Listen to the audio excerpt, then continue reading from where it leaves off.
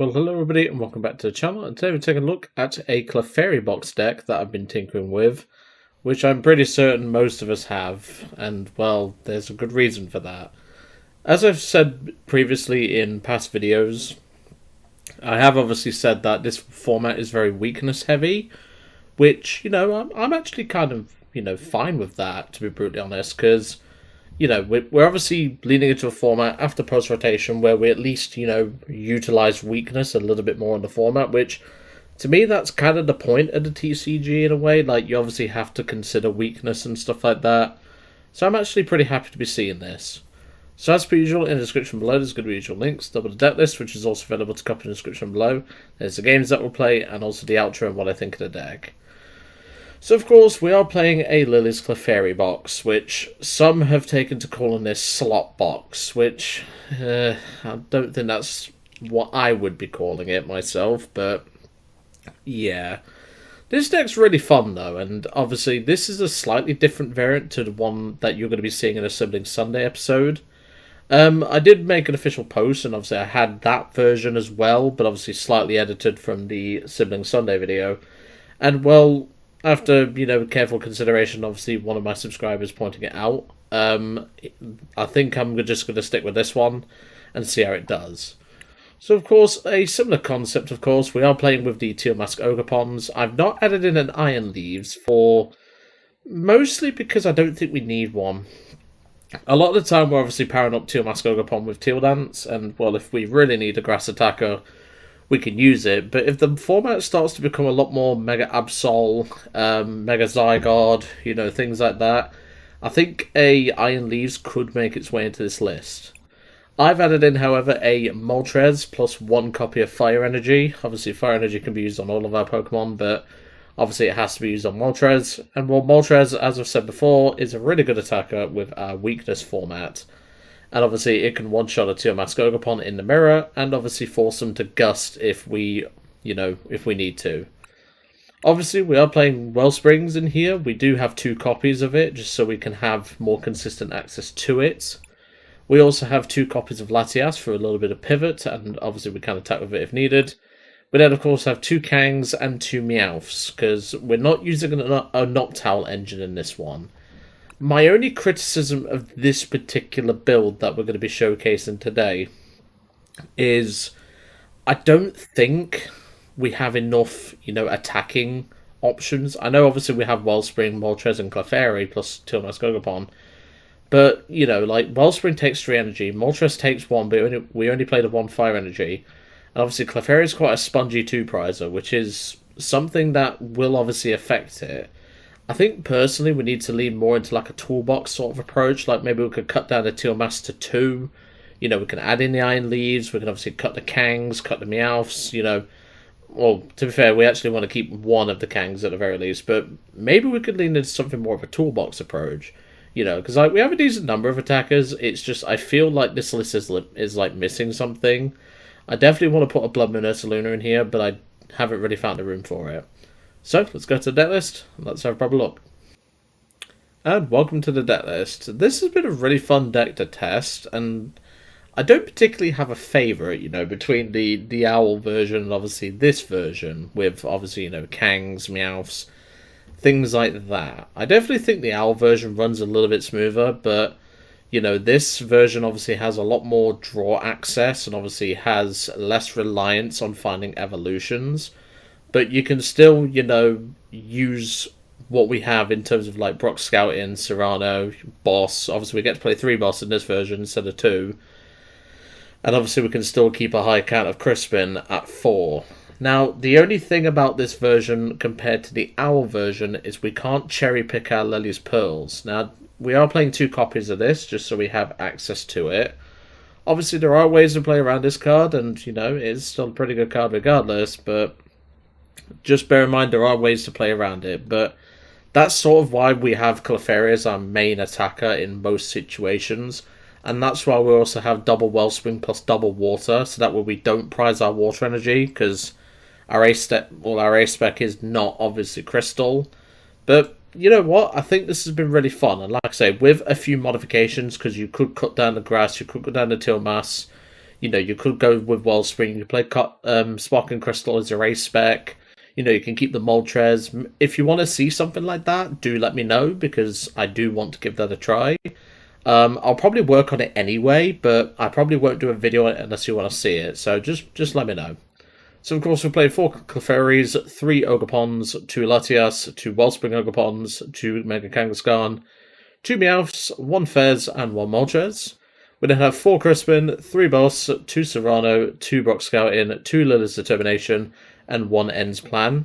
Ends Plan's really good in this deck and can be much more, you know, it saves on Energy Switch, but at the same time, you can get Kang going easier if you need to attack with Kang. If you're really in a pinch, you can even get Meowth going if you really want to do a 60 swing plus put it back into your hand. And obviously, if you move Grass Energy off using the Meowth's attack and put it into your hand, you can then Teal Dance again, and it basically saves your Grass Energy. Obviously, there's not really anything that comes to mind that has 60 HP in the format, like there's Dust Skulls and stuff, but, you know, they're probably not going to leave those in the active, and if they do, you know, we don't really want to be using Meowth to find Ends Plan, plus maybe an Energy Switch or, you know, something like that if we need a hand attachment. We don't really want to be using it for Tuck Tail, but you never know. I might try and get an attack off with this, but don't expect me to, because it's quite a weak attack. Then, of course, we do have Fez and Moltres. As I said, we do have a pretty good attacking fleet, but obviously, you know, we could obviously go from there. Then, of course, 4 Energy Switch, 4 Ultra Ball, 3 Night Stretcher, 1 Unfair Stamp, 2 Lillie's Pearl, 2 Area 0, which I really think we need to be playing 3, 7 Grass, 3 Psychic, 2 Water, 1 Fire. Like I said, I think if we did more of a toolbox sort of approach, cut down the Clefairies to maybe 2, you know, cut the Ogerpons down to 2, you know, put in some Owls, keep one of the Kangs, maybe one of the Meowths, keep the Moltres plus the Fire Energy, maybe even up this to 2 as well, and just focus more on like a toolbox weakness sort of approach. A bit like, I don't know if anyone will remember this deck, because it was quite a long time ago. I used to play it quite a bit. It was a deck with Jirachi V, and you played a bunch of, obviously, you know, weakness attackers with Luminous Energy. So you had Entei, Raikou, Suicune if you wanted to play Suicune, but I played Palkia. And it was basically a Palkia V-Star like toolbox deck, which you could obviously, you know, move Water Energy around. You could obviously use Renegade Greninja to attack as well. That was quite a couple of years ago, so I don't know if any of you guys will remember it. If I could find the video, I think it was Zapdos TCG who covered it. I could find the base version, which I used, and then obviously modified it accordingly. But honestly, that deck was really fun. And I think to, you know, keep this sort of deck idea, we need a more toolboxy approach. You know, we do obviously cover, you know, Psychic Weakness plus obviously Dragons as well. We cover Grass, you know, we cover Water, although Water Weakness is not too relevant right now. Obviously, Colorless Pokemon do not hit for Weakness, but we also have Fire to deal with as well. So, you know, maybe something like you could slip in Persimmon, obviously if we stick to a pure basic build. A bit like the Ogerpon Toolbox I covered a while back, which had Persimmon in it. I don't know, just something to think about. Anywho, let's get into a match and see how we do. And welcome to our first game. This is going to be a pretty fun one, I hope. I've been pet sitting as of this week. Obviously, this video is going to be going out about 2 weeks after I've been pet sitting. It's been going really well. I'm pet sitting a rabbit and a cat. Well, a kitten, more like. The kitten's about 6 months old. His name's Beerus. And the Beerus is from Dragon Ball, so don't ask me about it. I didn't know until I googled it. He's like this pink anthropomorphic cat thing, like a god I think he is meant to be. I've never watched Dragon Ball, so unfortunately I'm not the person to ask about that. And this is a pretty poor... Are we going first? We are going first, okay. I mean, this is a good matchup, but we need a bit more, and that should actually help us. So we'll go for you, because I can attach Psychic per turn, and then I can always attach second Psychic. But then again, yeah, I'll get rid of Fire. We're not going to need Fire Energy in this match. I'm just going to grab an Ogerpon. So we'll do that. We can then Teal Dance. Obviously, we're not playing the Owl version. I'll just attach the Clefairy and pass. Because what we can do is, if we do not need to boss, so for example, if they attach their fighting energy here, we can Ultra Ball away the boss and, you know, something else off the top.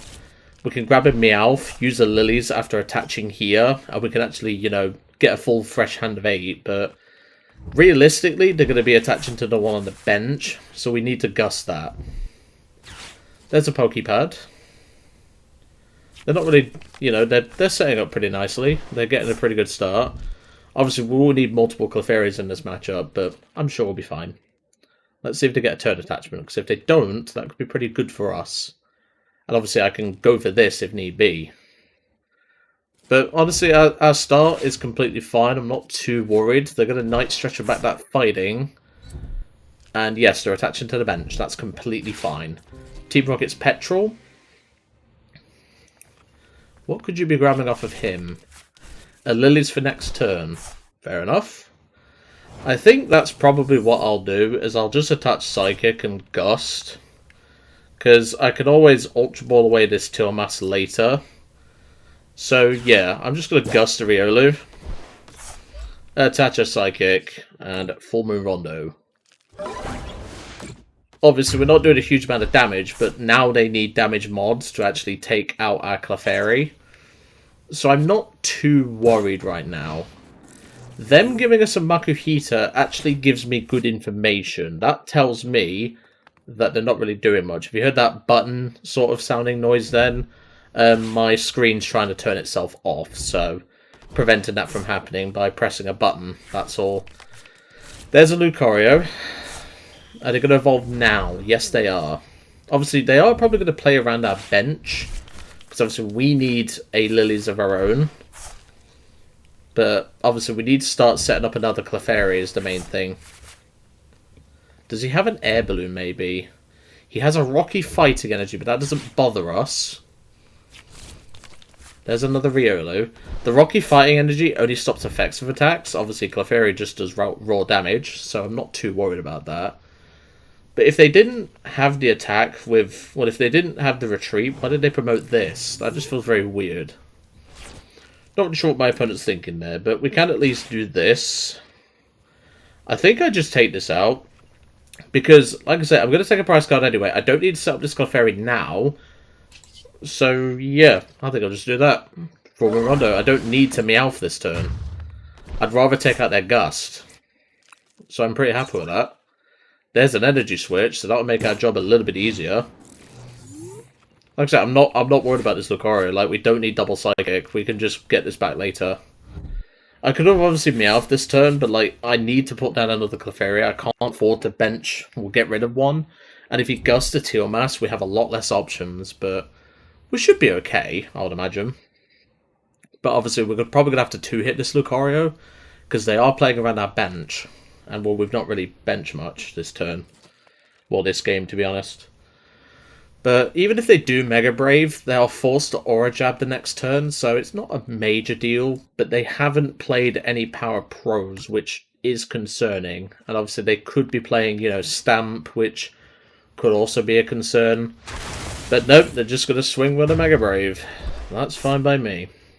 See, I'm not worried about, you know, setting up Meowth, and obviously Meowth is another 2-prizer which you can easily take out.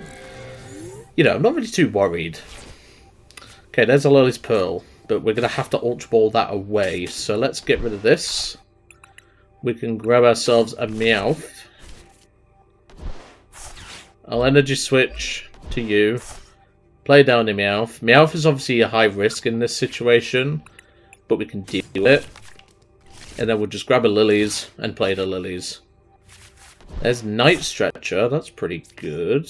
How much damage am I doing? 320. You are kidding me. I'm 10 short of this. I mean, it's not a major deal, because I can always finish it off with Sob. But then we just lose to a Lucario on Meowth. But I think this is fine. But then again, I could also Torrential Pump, if I can get enough energy into play. Torrential Pump this and take out a Lunatone or a Solrock. So I think we're fine here if I just Full Moon Rondo. I think we're fine here. Because like I say, we can go Torrential Pump as an option. That is definitely something. The problem is we will need quite a bit. We'll need, obviously, you know, Well, we'll need a Crispin, we'll need an Energy Switch, or something of that regard. But the problem is we're probably going to have to play... They're bossing? What are you doing? Genuinely, what are you doing? Mate, this... No. I mean, if you evolve into that, fair enough, but... There's no way you take out Meowth here. Surely you don't take out Meowth. There's no way he's just done that. Like, yeah, you could retreat this Mega Lucario, but... You know, that just feels bad. That just feels really bad. Why is he doing that? I don't understand that at all. He's grabbing a Makuhita now. Is he going to is he going to retreat this? Okay, there's an air balloon. And another air balloon. Right. What are you doing? Because, like I say, you aura jab this Meowth, but then... Okay, that's your choice, I guess. Right, well, I don't know what my opponent's doing, but hopefully, because of their massive misplay here, because I can punish this, I can win this turn, potentially. What I'll do is I'll promote the Wellspring, because at the very least I can sob this and KO it. Okay, well, we're going to Brock Scouting. We're going to grab ourselves Fez. And I'll grab Latias, just so I don't have to pay retreat. So we do need quite a bit here, but I'm kind of hoping. Let's see what we get off the flip the script. Okay, let's see what we get off the Teal Dance. There's a Kang. It doesn't really matter if we put down Kang. Well, it actually does, because it, you know, that's an easier Gus KO. I think I'll just take this out with Sob. They probably do have a Hariyama for game, but, you know, we can still take them out with Sob. Whiffing the energy switches there was quite bad, but we should be okay. Obviously, I knew End's plan was in the prize cards when I meowed earlier. Judging by that immediate promotion, they probably have it, because obviously they can just Gus Fez, so yeah. Obviously, we're not been able to hand disrupt because we don't play hand disruption in this list. Or they could just do that. I forgot they could Mega Brave, because obviously, you know, they went from there. But I'll take that L. That was not bad at all. We put up a decent fight. It's just, you know, we didn't get much set up in the early game. If we was able to take out that Lucario with the 320 HP that we obviously did, that would have been, you know, more better for us, because then we could obviously, you know, we would force him to deal with Clefairy, and then we could obviously, you know, go from there. But unfortunately, it just didn't work out that way. So, let's go to game 2.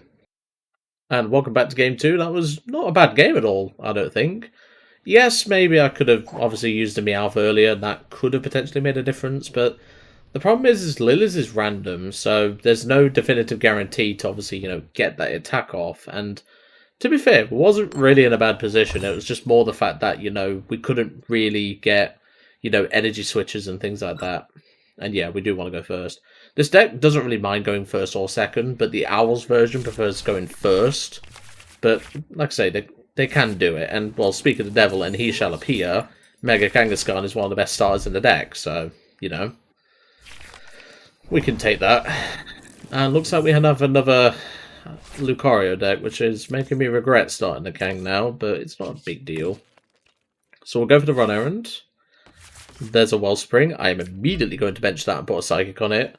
There's a reason why we're not putting Grass on it. There's a good reason for that. I'll put this here as well, and I'll pass. I mean, it would be funny if they went like Max Belt Quad Power Pro, because how much damage would that be doing? 130. Yeah, they could actually do that with Corkscrew Punch. If they did that, I'd give this guy a medal, genuinely. But they don't seem to have a lot, which is good for us. Because if all we literally need, if they're just going to pass... Okay, they're going to pop a Power Pro and Carmine away 3 energy, sure. Fair enough. They're going to Fighting Gong for a Solrock. That is fine. Obviously, he needs to remember that Solrock does not do weakness. Let's see what he has. I mean, he can... There's a Riolu. And he's attaching to it. That's fine. So what we're going to do He's going to Meowth for a Crispin here. And he's going to put that double Soul Rock. I'm not targeting your Soul Rocks, my friend, because I do not want to. He's going to retreat into Soul Rock, interestingly enough. But you've already attached for turn. I mean, you do stop a 2-prize turn here, but even then, and speak of the devil, and it shall appear, there's a Crispin. Okay, we can use that next turn. So we're just going to Crispin. Grab ourselves a Water and a Fire. Pop you there. Attach here. I nearly attached the Grass, I must admit. And then we'll Torrential Pump. And take out that Riolu. Like I said, we have a Meowth in hand for next turn, so I'm not particularly worried. We're taking out their main attacker here, which is the main thing. I'm not too worried about Soul Rock, I'll be brutally honest. And like I say, this Soul Rock, we can sob it and still, you know, take a knockout, so that's at least something. The only issue with my board state right now is we don't really have we don't have a Teal Mask established, which is making things a little bit more tricky, because obviously we don't really have access to Energy Switch or Ends Plan. I mean, we could, if we do get if we get 2 Teal Masks at some point, we could potentially use Ends Plan, but still, let's see what we do. He's establishing double Riolu now.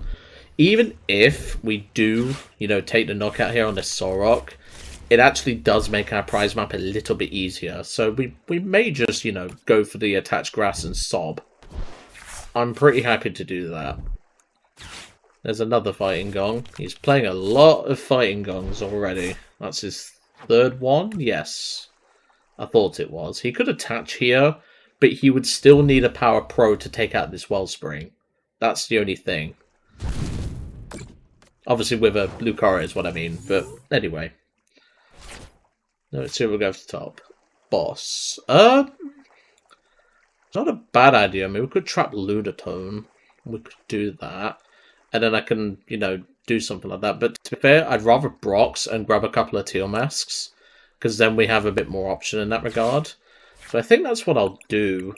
I'll grab a double... I think I'd grab double Teal Mask, because then I can just put energy on the board, so that way if he does take a knockout here, we can go from there. So let's bench 1 first, because obviously I will need 1 energy to attack with Sob. That's fine. I can attach here, finish this off, and then if he comes up with this, I can obviously energy switch and all that jazz. So yeah, I'm happy to take the knockout with Sob. Because then all this means is we just need to take out 1 Lucario plus a single Prizer, which we can most definitely do that. I'm pretty happy with that. And like I said, we have Meowth in hand. We have a Clefairy with Pearl established. So again, I'm not particularly worried. The only way in which this goes horribly wrong is obviously if he hand disrupts us and takes out Kang in the same turn, like if he plays Stamp. But I don't think he'll be playing Stamp. He'll probably be playing Belt. So that's fine. We've had a pretty good start, you know. Like we put him a turn behind, but at the same time he still needs a Power Pro to take out this Wellspring, and also needs a Power Pro to take out the Kang with a boss as well. So he needs quite a bit. But I'm not too worried. There's Hariyama. He's probably going to go for the Kang, but that's completely fine. He could also go for the Clefairy, but obviously Clefairy is only available for 1 prize card, which would offset his prize map. He is going for Clefairy. Interesting. Not the play I thought he'd go for, but, you know, maybe he thinks I can't get this powered up in 1 turn. Well, you're about to learn horribly wrong. And obviously we have Night Stretcher to recover this Clefairy. You know, we can promote the Kang, we can Meowth for a Crispin. You know, we are loving life right now. My opponent is not so much, to say the least. And because he's leaving the Wellspring alive, I'm not particularly bothered, because, you know, Wellspring can obviously come in the late game and take out Lunatone or Solrock. So, again, I'm not particularly fussed. So there goes Carbine and a Pokepad. He's grabbing the Lucario. Does he have... Because he needs 2 damage mods. He actually needs 3 if he's using Aura Jab. Does he have Belt plus Power Pro, or does he not have it? Well, there's Power Pro. And he's bossing the Kang. Okay, that just seems very counterintuitive to what you did. And that is a massive waste of Hariyama, but... Hey, I'll take it. I mean, you know, we are about to bonk your Lucario in the face, which is always good. So that's fine. Because we could just meow for a Crispin, so it's not particularly worrying. Alright, well, we can definitely bench that second Clefairy, and we will grab the Meowth for last-ditch catch. Grab ourselves a Crispin. We don't have any energy in the discard to use. We will play the Crispin. We will grab a Psychic, and we'll thin the Fire, because the Fire is not relevant here. Doesn't matter what order we do it in. Attach the Clefairy. And Full Moon Rondo for 400 damage. Bonking the Lucario in the face. Which we love to do. There's an Energy Switch, another Clefairy off the prize cards. He is setting up his Hariyama, but I'm not particularly worried because we're only on one prize card. We don't need to worry. You know, the only way in which we lose this game right now is if he somehow, well, if he gets rid of the Energy Switch in hand. Because if he attacks with his Hariyama, it's fine, because we're now on one prize card. If he brings up the Lucario, it is also fine. So, you know, I'm not particularly worried, because like I said, 20, 40, 60, 80, 100, 120, 140, 160, 180. So even with his board state being 2 less, it's not a big deal. Because like I say, I could just recover this Psychic Energy and then Energy Switch off the Ogerpon, so I'm not worried. The fact that he hasn't Undisrupted, and well, there we go. He only takes one prize card because of it being obviously a Lillie's Pearl. So we'll just promote the Clefairy. We have game in hand thanks to Night Stretcher. So on Night Stretcher, grab back that Psychic Energy, attach the Clefairy, Energy Switch off the Ogerpon to the Clefairy, and we will Full Moon Rondo for 320 and bonk it on the head. If we wanted to, we could have bossed the Lucario and put down the Clefairy to do 340, but I don't need to waste my opponent's time. I'm not going to do that just for, you know, the content and stuff. I've got to respect my opponent at the end of the day. But no, that went pretty well. Like I say, Psychic Weakness is a problem for Lucario, and maybe something, you know, that Lucario needs to prepare for. Like, you know, maybe it leads into more of a single prize archetype, and obviously, you know, Lucario is just there for energy acceleration and stuff. I don't know. But anywho, let's go to Game 3. And welcome back to Game 3. That was a pretty enjoyable game there against Lucario. Hopefully we get another deck that is a Lucario.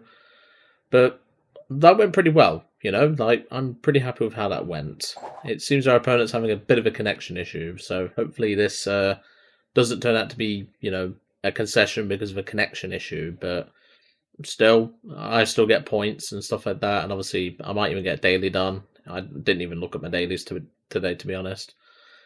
But yeah, I might try like a sort of like Clefairy toolbox sort of deck. So obviously this is sort of a toolbox deck, like what I've built here.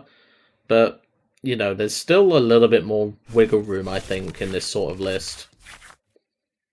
And we get a Clefairy start. I will take that. Are we going first? Yes, we are. Don't know why I'm checking, because I'd literally just clicked first a minute ago. It's fine, because at least I can get a Teal Dance off and an attachment to Clefairy. So then that means I don't have to play, you know, Crispin for turn. I can play Brox. Okay, Latias doesn't tell me much, but that's fine.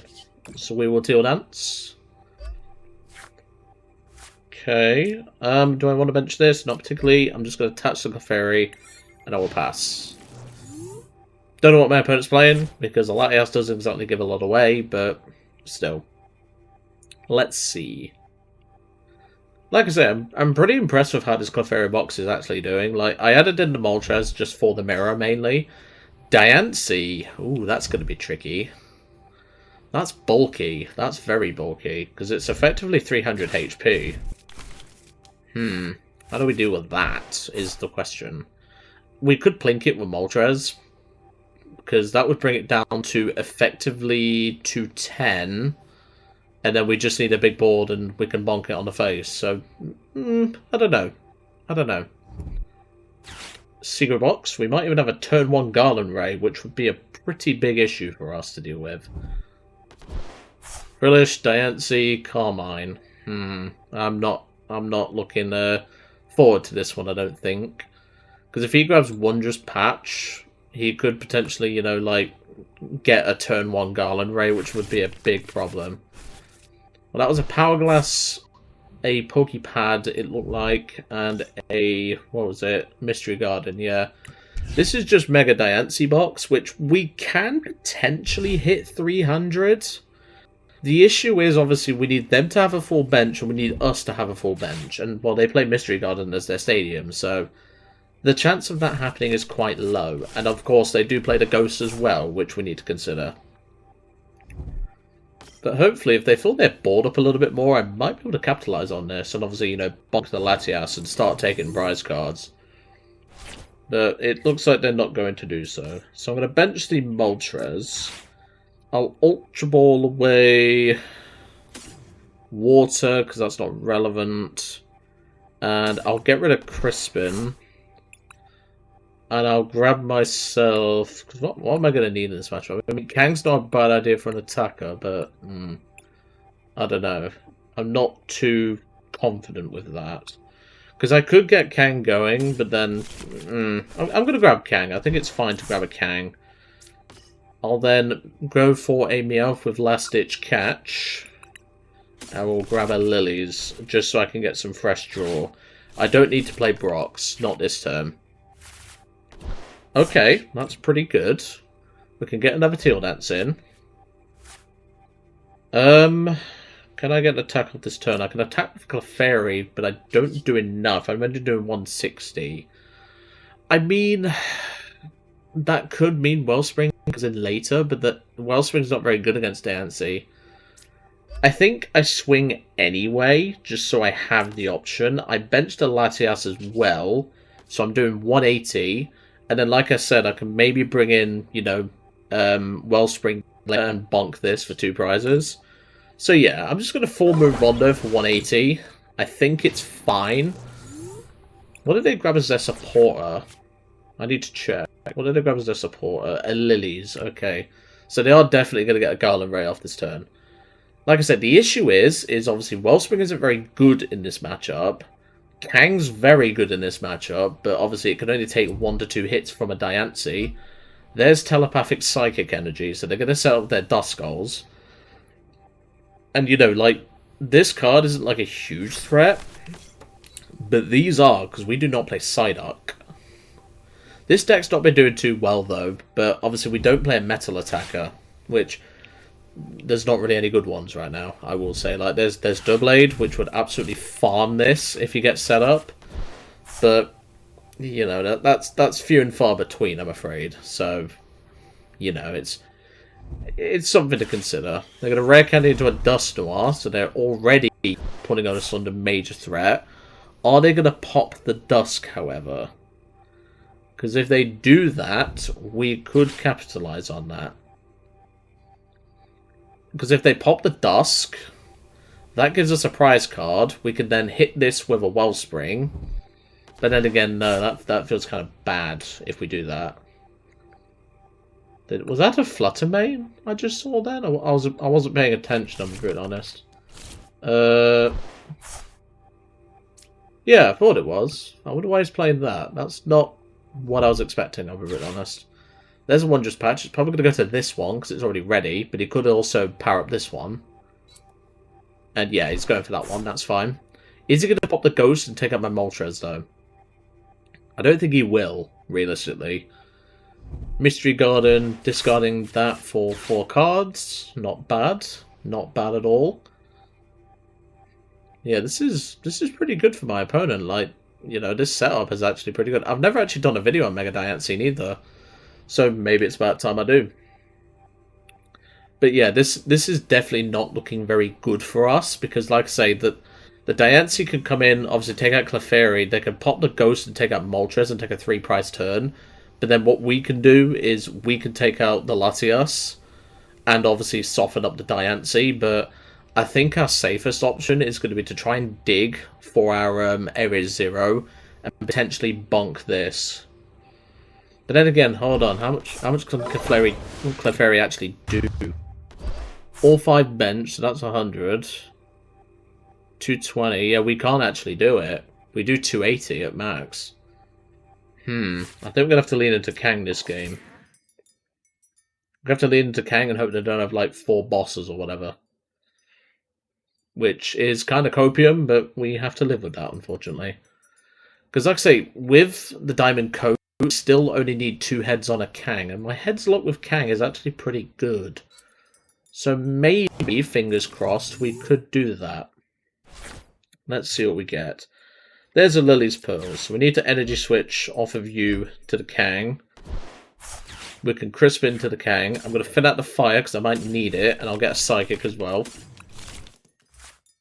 Because I might need the fire for later to soften, or to finish it off with Moltres. I can always recover this. Do I want to play as Ultra Ball? I mean, I can. Get rid of the Lillie's Pearl plus Lillie's Determination. I can grab my Fez. We've already got plenty of 2 prizes down, so this isn't an issue. And we will flip the script. Okay, there's Ogerpon, so that's good. We can Teal Dance to the Teal Mask. Okay, that's good. We can run errand as well. That's also really good. So we're just going to go for the rapid fire combo and hope for double heads. Come on, Kang. Oh, damn it. That's really bad. Now, my question is, does this take 30 less whilst it's on the bench? I believe it does. They can't take out Kang, though, unless they pop a Dusk, which could be a good thing for us. I'm not really sure how this matchup's going to go, though, because, like I say, we are struggling here. This isn't an easy matchup by any stretch of the imagination. In fact, no, he actually has game here. Because we've attacked with Kang, all he has to do is pop a Dusk on the Kang, and then Garland Ray. So yeah, we don't win this matchup, I don't think.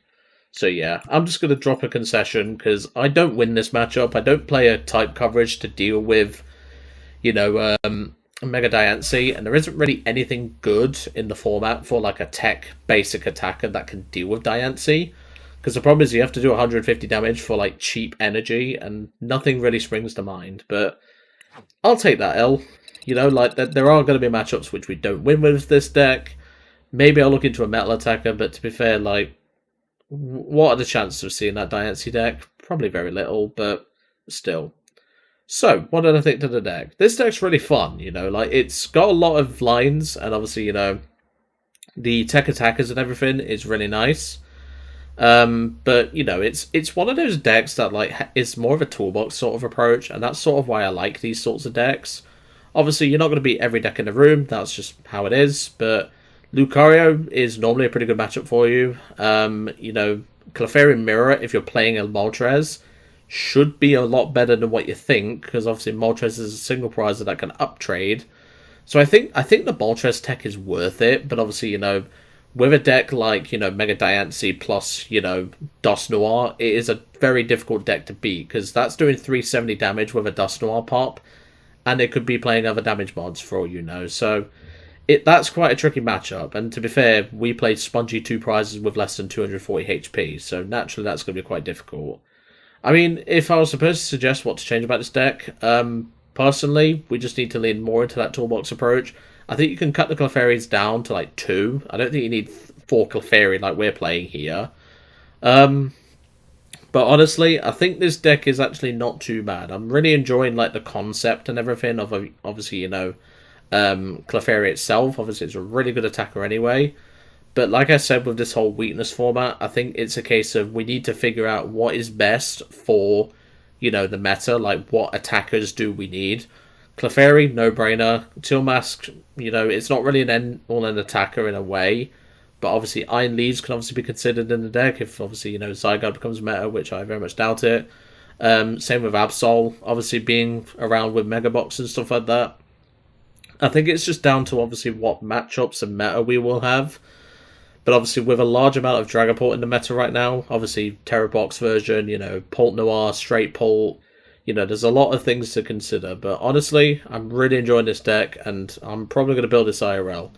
You will see the Owls version in a future Sibling Sundays video. that does not have Moltres in it, but obviously I did show an image of, the deck that I did have for that. But honestly, really fun concept, and, I think we can lean more into the toolbox style. Anywho, I'm going to leave you all to it for today. Really hope you enjoyed seeing Clefairy Box in action, and I'll see you next time.